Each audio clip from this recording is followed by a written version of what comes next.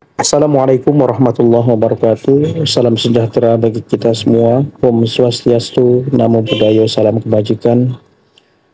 Teruntuk sahabat-sahabatku semua yang pada tahun ini mengikuti seleksi calon aparatur sipil negara, baik CPNS maupun P3K. Di dalam video ini kami akan mencoba membahas secara singkat dan padat mengenai karakteristik soal yang akan muncul nanti saat ujian seleksi. Dan bagi teman-teman semua yang menginginkan modul pembelajaran atau paket tryout, silahkan kunjungi di halaman deskripsi video ini. Untuk itu, mari kita bahas satu persatu, soal demi soal. Semoga ini nanti bisa bermanfaat bagi teman-temanku semuanya. Soal seleksi kompetensi bidang SKB, analis perdagangan ahli pertama. 1. Seorang analis perdagangan ahli pertama mendapatkan tugas untuk menganalisis tren ekspor komoditas pertanian Indonesia ke Uni Eropa periode 2023. Dalam laporan terakhir ditemukan bahwa terjadi penolakan ekspor karena residu pestisida yang melebihi ambang batas. Langkah yang paling tepat dilakukan oleh analis perdagangan tersebut adalah A. Membuat rekomendasi penghentian sementara ekspor komoditas pertanian. B. Menyusun analisis dampak ekonomi dari penolakan ekspor tersebut. C. Mengusulkan pembentukan tim khusus pengawasan produk ekspor. D. Melakukan analisis gap antara standar lokal dengan standar Uni Eropa. E. Menginformasikan penolakan tersebut kepada asosiasi eksportir terkait. Jawaban yang tepat adalah D. Pembahasan dari soal di atas yaitu, bahwa analisis gap standar merupakan langkah fundamental untuk mengidentifikasi penyebab utama penolakan dan merumuskan solusi yang tepat untuk penyesuaian standar produk ekspor. 2. Berdasarkan data neraca perdagangan Indonesia tahun 2023, terjadi defisit perdagangan dengan negara X sebesar 5,2 miliar dolar Amerika Serikat. Analis perdagangan ahli pertama diminta menganalisis penyebab defisit tersebut. Data menunjukkan, nilai impor bahan baku industri meningkat 25%. Ekspor produk manufaktur menurun 15%. Nilai tukar rupiah terdepresiasi 8%. Tarif impor negara X turun 5%. Faktor utama penyebab defisit tersebut adalah A. Penurunan daya saing produk manufaktur Indonesia. B. Kebijakan tarif impor yang merugikan Indonesia. C. Ketergantungan tinggi terhadap impor bahan baku. D. Depresiasi nilai tukar rupiah yang signifikan. E. Penurunan permintaan global terhadap produk Indonesia. Jawaban yang tepat adalah C. Pembahasan dari soal di atas yaitu, bahwa peningkatan impor bahan baku sebesar 25% menunjukkan ketergantungan struktural terhadap impor, yang berkontribusi signifikan terhadap defisit perdagangan. 3. Analis perdagangan ahli pertama sedang mengkaji usulan penerbitan surat keterangan asal (SKA) untuk ekspor produk tekstil ke Amerika Serikat. Data menunjukkan, 60% bahan baku berasal dari dalam negeri. Proses produksi dilakukan di Indonesia. Menggunakan teknologi dari Jepang. Tenaga kerja 90% lokal. Berdasarkan Rules of Origin, produk tersebut A. Tidak memenuhi syarat SKA karena teknologi asing. B. Memenuhi syarat SKA dengan kategori Holy Octane. C. Memenuhi syarat SKA dengan Substantial Transformation. D. Tidak memenuhi syarat minimal value added. E. Perlu tambahan dokumen Certificate of Processing. Jawaban yang tepat adalah C. Pembahasan dari soal di atas yaitu, bahwa produk memenuhi kriteria substantial transformation karena proses produksi dilakukan di Indonesia dengan kandungan lokal signifikan meski menggunakan teknologi asing. 4. Analis perdagangan ahli pertama melakukan pemantauan harga beras di 10 provinsi pada Januari tahun 2024. Data menunjukkan kenaikan harga 15% dalam sebulan terakhir. Hasil verifikasi menunjukkan, stok di Bulog mencukupi untuk 3 bulan. Panen raya masih 2 bulan lagi. Distribusi terhambat di beberapa daerah. Spekulasi pedagang meningkat. Rekomendasi paling efektif adalah A. Melakukan impor beras segera. B. Menunggu panen raya dalam 2 bulan. C. Optimalisasi distribusi stok bulog. D. Pemberian sanksi pedagang spekulan. E.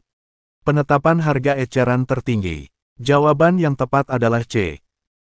Pembahasan dari soal di atas yaitu, bahwa dengan stok bulog yang mencukupi, optimalisasi distribusi merupakan solusi paling efektif untuk mengatasi kelangkaan dan menekan harga dalam jangka pendek.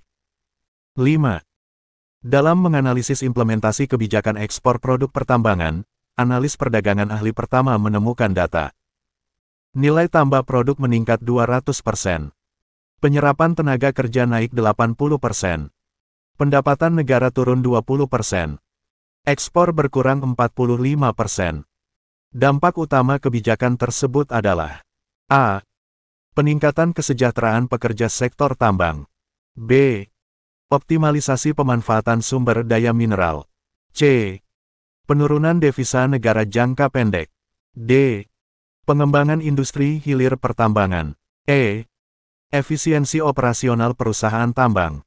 Jawaban yang tepat adalah D. Pembahasan dari soal di atas yaitu, bahwa peningkatan nilai tambah 200% dengan penurunan ekspor menunjukkan keberhasilan pengembangan industri hilir meski mengorbankan pendapatan jangka pendek. 6.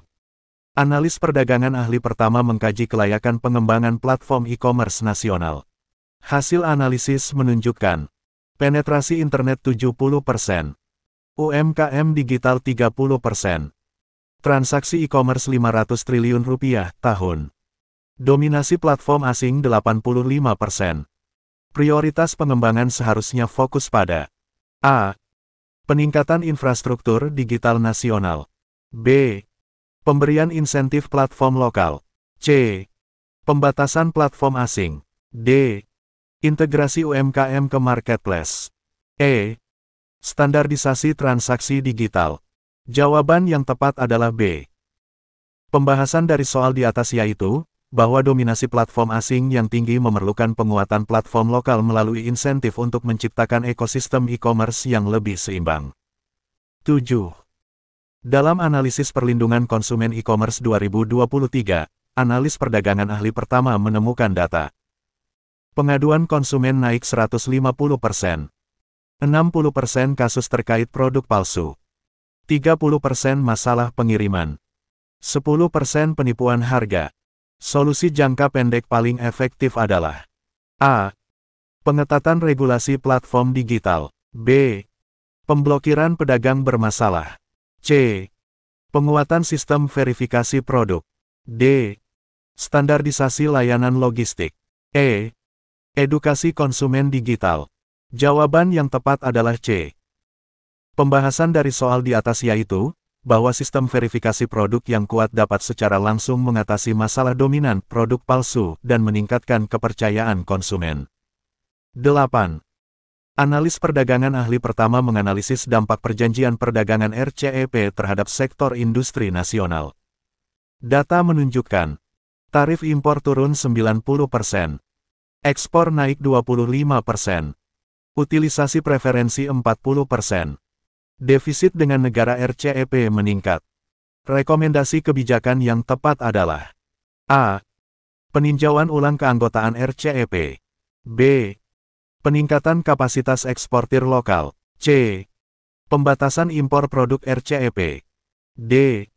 Negosiasi ulang tarif preferensi. E. Penerapan hambatan non-tarif. Jawaban yang tepat adalah B. Pembahasan dari soal di atas yaitu, bahwa utilisasi preferensi yang rendah menunjukkan perlunya penguatan kapasitas eksportir untuk memanfaatkan peluang RCEP. 9.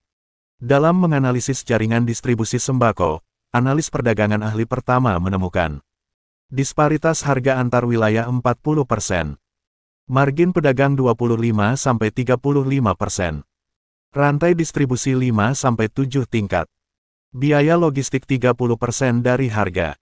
Solusi paling efektif adalah A. Penetapan margin pedagang maksimal. B. Pengurangan rantai distribusi. C. Subsidi biaya logistik. D. Operasi pasar reguler. E. Pembentukan holding distribusi. Jawaban yang tepat adalah B. Pembahasan dari soal di atas yaitu, bahwa pengurangan rantai distribusi akan berdampak langsung pada efisiensi biaya dan pengurangan disparitas harga antar wilayah. 10. Analis perdagangan ahli pertama mengkaji efektivitas promosi dagang virtual tahun 2023. Transaksi 50 juta dolar Amerika Serikat. Partisipasi 500 UMKM. Cost per transaction 1000 dolar Amerika Serikat. Konversi buyar 15%. Platform promosi paling efektif adalah A. Pameran dagang hibrid. B. B2B Marketplace Digital. C. Trade Mission Virtual. D. Social Commerce. E. Direct Selling Platform. Jawaban yang tepat adalah B.